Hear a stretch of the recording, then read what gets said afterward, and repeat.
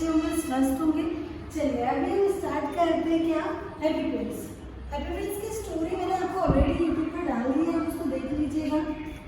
अभी हम happy Prince के क्वेश्चन आंसर करेंगे, ठीक है। क्लास 9 और 10 के लिए होते हैं बेसिकली। अगर आप बात करें इसे क्वेश्चन आंसर की, तो देखिए फर्स्ट क्वेश्चन क्या बोल रहा है हमारा, what made the swallow stay behind even after his friends had gone away to Egypt। मतलब कि क्या ऐसी एक वजह रही जिस वजह से स्वैलो रुका जब उसके सारे दोस्त कहाँ चले गए, इजिप्ट में चले गए। तो क्या ऐसी वजह थी फ्रेंड्स, आपको पता होगी कि उसको क्या हो गया था, रीड से अट्रैक्ट हो गया था। वो रीड क्या थे आपकी, वो घास जो थी उससे अट्रैक्ट हो गया था, जिस वजह से स्वैलो क्या हो गया था, रुक गया था। तो इसका आंसर आप क्या लिखोगे, swallow stay behind after his friend go to Egypt. जाने के बाद because he was attracted a most beautiful reed, वो किससे अट्रैक्ट हो गया था, रीड से, ठीक है। तो इसका आंसर होगा, क्योंकि 25 वर्ड्स को लिखना तो ज़्यादा बड़ा नहीं लिखेंगे। सेकेंड क्वेश्चन आ रहा है हमारा, what was the statue of the happy prince adorned with. What was the statue of the happy prince adorned with, मतलब ये हुआ कि हैप्पी प्रिंस का जो स्टैचू था वो डेकोरेट किससे था। एडोर्न मीन्स होता है डेकोरेट, क्या होता है, डेकोरेट। तो किस किस चीज़ से डेकोरेट था वो आपको याद होगा। सबसे पहले आपको, चलिए अब हम हमारा सेकंड क्वेश्चन देखते हैं, what was the statue of the happy prince adorned with. Adorn means होता है डेकोरेट, ठीक है। ये मैंने कुछ लिख लिया फ्रेंड्स, पॉइंट्स के पॉइंट्स इसलिए लिखे क्योंकि इसको आप कोरिलेट कर इजीली कोई सा भी आंसर हो उसको आप लिख सकते हो।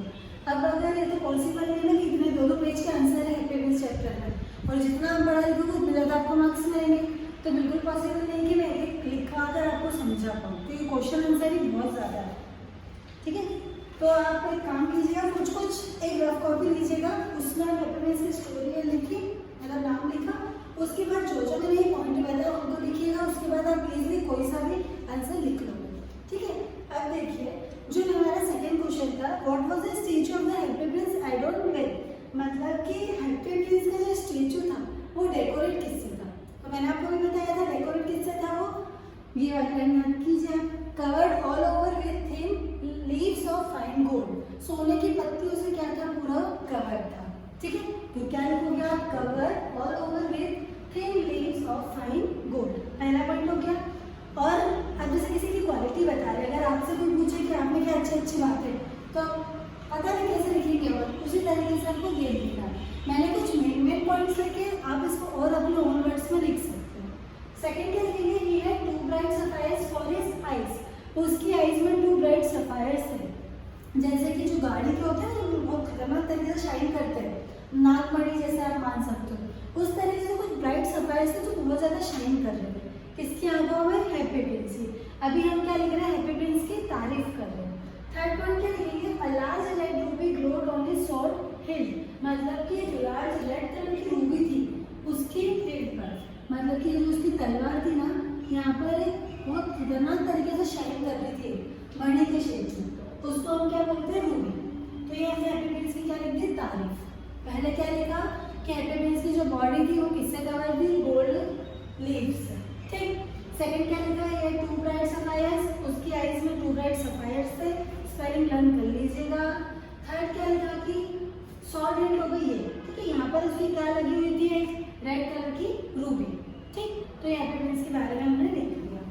21 वर्ड्स का आएगा तो इतना लिखना सफिशिएंट होगा, लेकिन अगर कुछ ज़्यादा आएगा तो आप इसको मन से कैसे लिखोगे, आप कैसे लिखोगे, happy Prince looks like an angel, happy Prince angel जैसा दिख रहा था, happy Prince is very attractive, बहुत ज़्यादा अट्रैक्टिव था, because he covered all over body, यहाँ से आधा भगवान से, ठीक।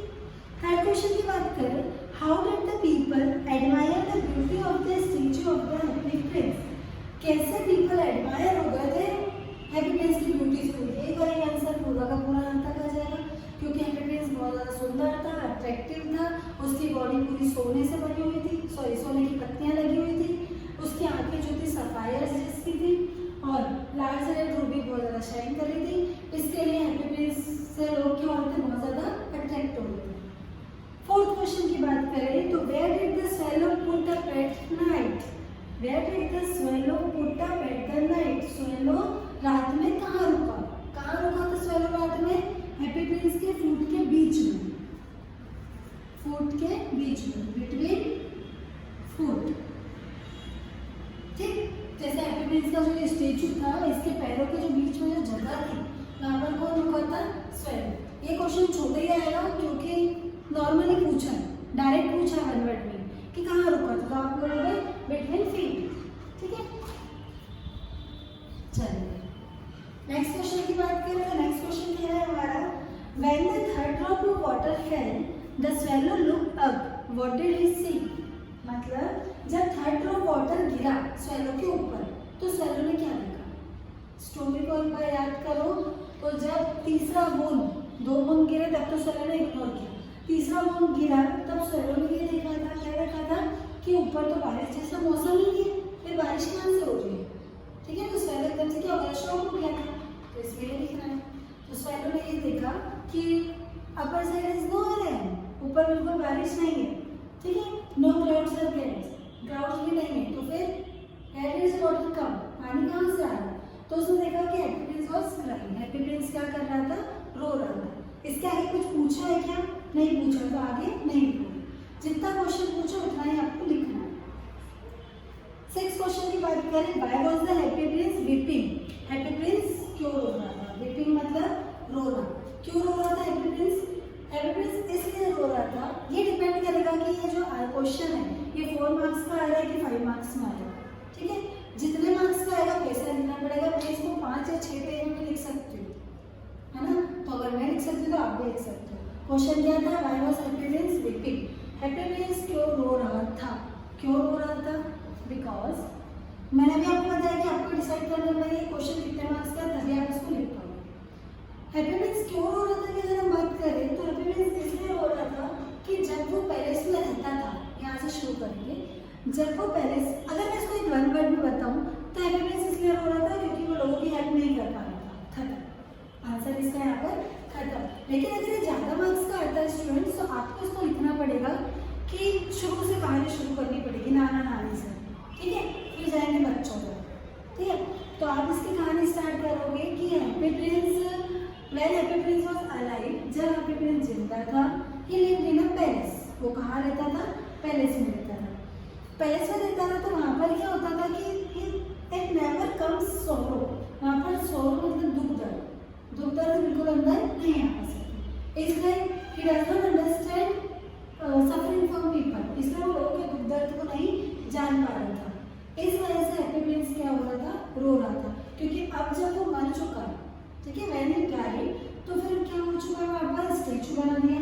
अब स्टेचू बना दिया तो वो लोगों के दर्द तो देख पा रहा है बट उसको सॉल्व नहीं कर पा रहा, इसलिए हैप्पी प्रिंस क्या हो रहा था? रो रहा था। तो इसको मन से लिखिएगा, इजीली आप लिख लोगे।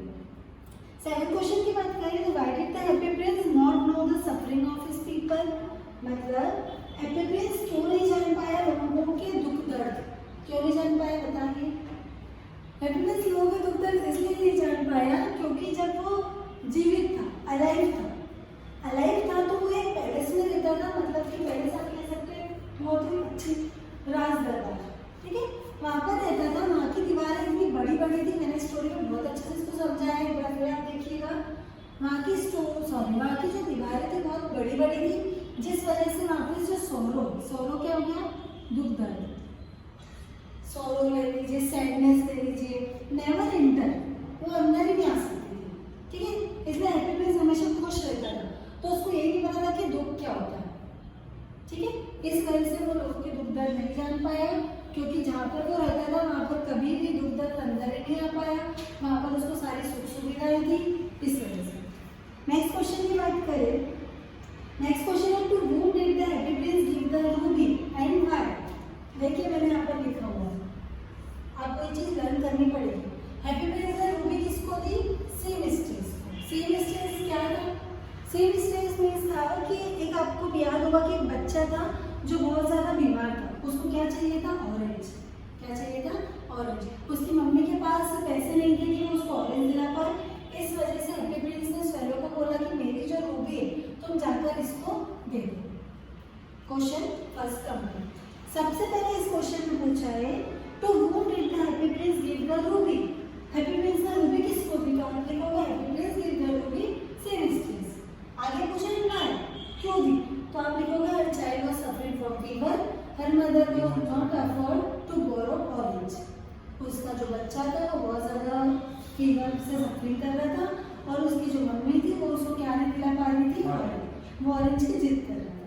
ठीक है, next question, what were the happy prince eyes made of?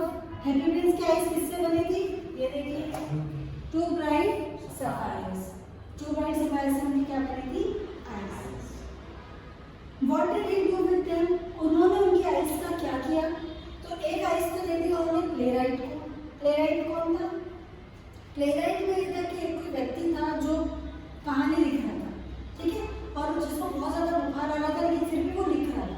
तो हैप्पी प्रिंस ने स्वैलो को बोला कि मेरी एक आँख ले जाकर इसको दे। सेकेंड आइज किसको दी? हैप्पी प्रिंस ने अपनी मैच गर्ल को। मैच गर्ल कौन थी? मैच गर्ल कौन थी? एक बच्ची थी जो उसके पापा ने उसको बोला था कि माचिस बेच कर, लेकिन उसके गलती से उसकी माचिस क्या हो गई?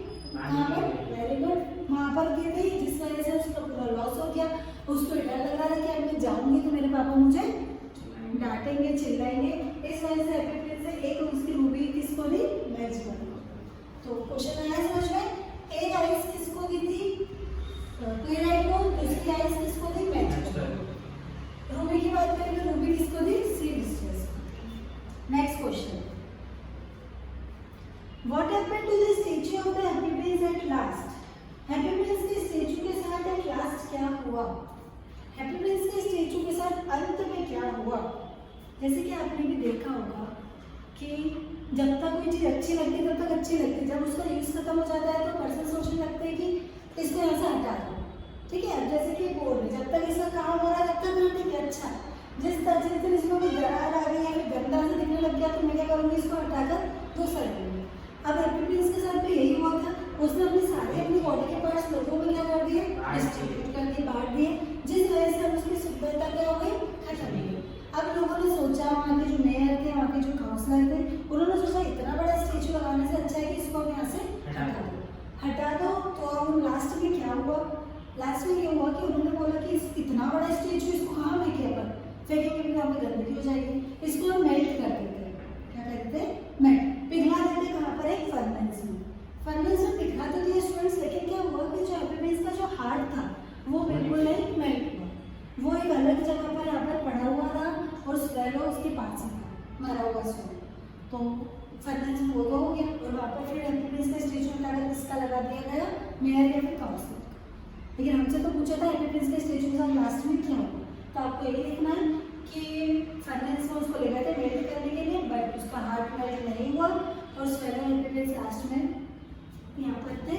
ठीक है, आप बात करते हैं, did the swallow go to Egypt? क्या स्वैलो इजिप्ट गया? No. Why? Give reason.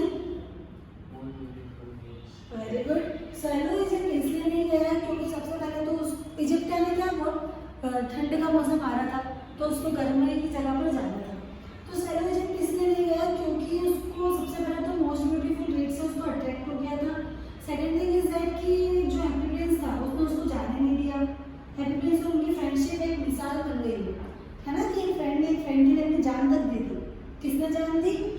Swallow ने हैप्पी प्रिंस के लिए दी, हैप्पी प्रिंस ने स्वैलो के लिए दे दी। क्योंकि जैसे ही हैप्पी प्रिंस को पता चला कि स्वैलो डाइड हो गया, मर चुका, तो उसका हार्ट भी तो क्रैक हो गया ना, बॉडी भी तो क्रैक हो गई थी पूरी उसकी। ठीक है, तो वो समझ में आ गया। लास्ट सेकंड क्वेश्चन की बात करें तो what were the two most precious thing in the city that the angel brought to God? मतलब दो ऐसी प्रीशियस थिंग क्या थी सिटी की जो एंजल ने गॉड के लिए लेकर? एंजल कौन? आपके वो यमराज थे जो आए थे ना यमराज के कुछ लेने के लिए। तो क्या? वेरी गुड, हैप्पी प्रिंस का हार्ट और स्वैलो सबसे मोस्ट प्रीशियस थिंग थी उनका। वो आगे का क्वेश्चन में आ जाए कि व्हाट डिड डू, उसने क्या किया। ठीक है, तो क्या क्या पूरी आपको फिर कहानी लिखनी पड़ेगी।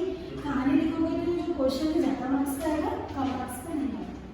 लॉन्ग आंसर की बात करें जो 50 वर्ड्स के होंगे, देखिए आपका सिर्फ इतने पॉइंट में आपका हैप्पी प्रिंस का चैप्टर कंप्लीट हो रहा है अगर आप इसको अच्छे से समझ पाए। लॉन्ग क्वेश्चन की बात करें तो how did the happy Prince compensate his ignorance of his people suffering? मतलब हैप्पी प्रिंस कैसे इग्नोरेंस कर पाया पीपल सफरिंग को, वही कहानी पूरी कि हैप्पी प्रिंस कहाँ पर रहता था, पेरिस में रहता था, वहाँ पर दुख दर्द नहीं आ पाते थे, जिस वजह से वो लोगों की जो सफरिंग थी उसको क्या कर पाया, इग्नोर कर पाया, देख ही नहीं पाया। ये सब आपको इसमें लिखना पड़ेगा पूरी कहानी। नेक्स्ट क्वेश्चन है, the swallow narrated to the happy prince the thing he had seen in the city. Narrate in your own words से आपका होमवर्क होगा क्या कि स्वेलो ने हैप्पी प्रिंस को क्या क्या बताया कि उसने सिटी में क्या क्या देखा। 3 पॉइंट तो आप यही आंसर लिख दोगे कि उसने सिटी में क्या देखा। सबसे पहले तो ये भी लिख सकते हो कि स्वेलो ने सिटी में देखा कि कुछ बच्चे जो भूख के लिए तड़प रहे हैं और कुछ बच्चे ऐसे जो पार्टी कर रहे हैं और जो खाना बच गया उसको फेंक दे रहे हैं। कुछ ऐसे बच्चे हैं जिनके पास बारिश से बचने के लिए घर ही नहीं है, और कुछ बच्चे ऐसे जो बारिश में नहा रहे हैं, गीले हो गए, कुछ को अंदर आ रहा मतलब बारिश से बचना है।